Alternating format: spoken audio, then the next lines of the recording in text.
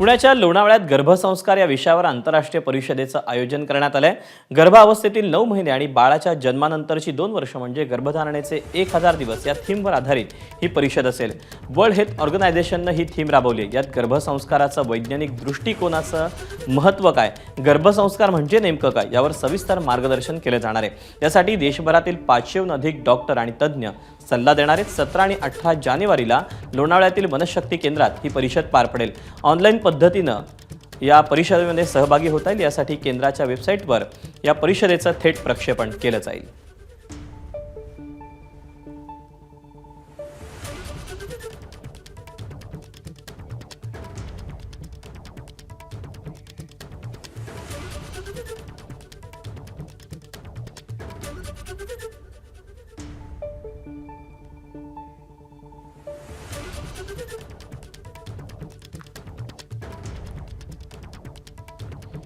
World health ऑर्गनायझेशनच्या वतीनं या परिषदेचं आयोजन करण्यात आलेलं आहे। गर्भसंस्काराचं वैज्ञानिक महत्त्व नक्की काय आहे, लोणावळ्यामध्ये गर्भसंस्कार विषयावर ही आंतरराष्ट्रीय परिषद 17 आणि 18 जानेवारीला पार पडणार आहे।